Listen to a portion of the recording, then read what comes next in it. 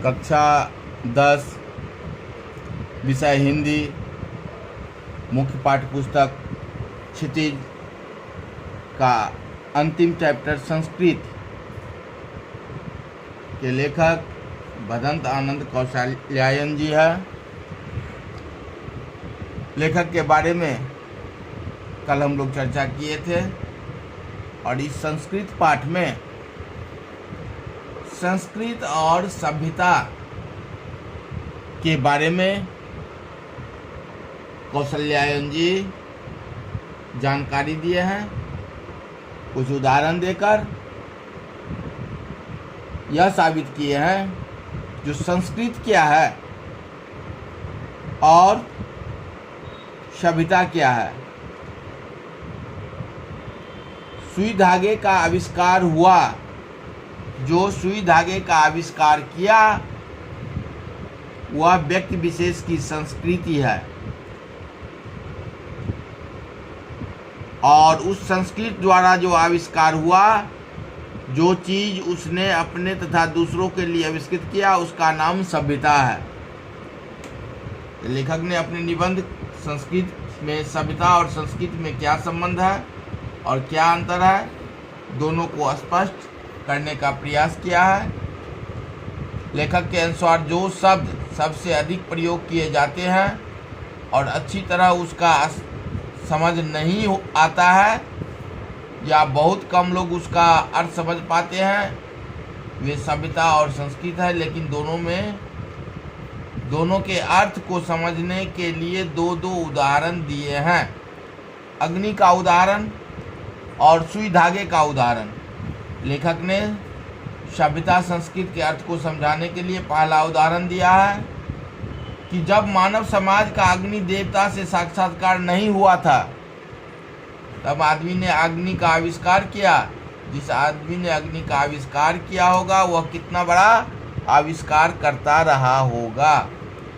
सुई धागे का उदाहरण, जिस मनुष्य के दिमाग में सुई धागे की बात पहली बार आई होगी, लोहे के एक टुकड़े को घिसकर उसके एक सिरे पर छेद में धागा डालकर कपड़े के दो टुकड़ों के साथ जोड़े जा सकते हैं, वह कितना बड़ा आविष्कार करता होगा।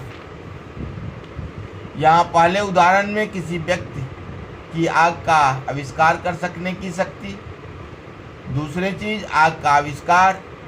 इसी प्रकार दूसरे उदाहरण में सुई धागे का आविष्कार कर सकने की शक्ति और दूसरी चीज सुई धागे का आविष्कार।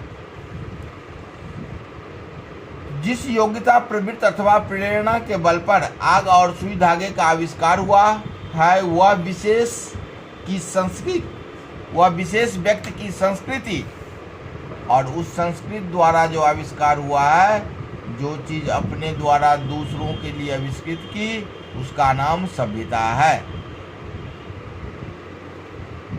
इस तरह जो चीज परिष्कृत होगी, अच्छी होगी, उतनी ही उसका आविष्कार करने वाला सुसंस्कृत होगा। अतः जो व्यक्ति किसी चीज का आविष्कार करता है वह सुसंस्कृत होता है। एक सुसंस्कृत व्यक्ति किसी चीज की खोज करता है, वह चीज संतान को अनायास प्राप्त हो जाती है। लेखक के अनुसार आग के आविष्कार में पेट की ज्वाला एक कारण नहीं होगी, उसी प्रकार शीत और उष्ण, ठंडा और गर्मी से बचने के लिए शरीर को सजाने के लिए सुई धागे का आविष्कार हुआ होगा। जिस पर व्यक्ति का पेट भरा है, शरीर ढका है, फिर भी उसे नींद आती है। संस्कृत का परिणाम है सभ्यता। इस तरह जो कोई व्यक्ति किसी चीज का आविष्कार करते हैं तो वह संस्कृत मानव कहलाते हैं और जिसको उसका उपयोग करते हैं, जिसके लिए वह करते हैं, वह सभ्यता कहलाता है। संस्कृत का परिणाम है सभ्यता। हमारे खाने पीने के तरीके, हमारे उड़ने पढ़ने के तरीके, हमारे आने जाने के साधन, हमारे परस्पर कट मरने के तरीके, सब हमारी सभ्यता है। मानव की जो योग्यता उससे आत्मविनाश के साधनों का आविष्कार कराती है, उसे संस्कृत या असंस्कृत क्या कहें, जिस प्रकार जिन साधनों के बल पर आदमी आत्मविश्वास में जुटा है, उन्हें हम उसकी सभ्यता समझे या असभ्यता। संस्कृत का यदि कल्याण की भावना से नाता टूट गया तो वह असंस्कृत होकर रह जाएगी, और ऐसी संस्कृत का अवश्य भावी परिणाम असभ्यता के अतिरिक्त दूसरा क्या होगा।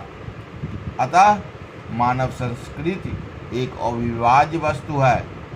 उसमें जितना अंश कल्याण का है वह कल्याणकर की अपेक्षा श्रेष्ठ ही नहीं, अस्थायी भी है।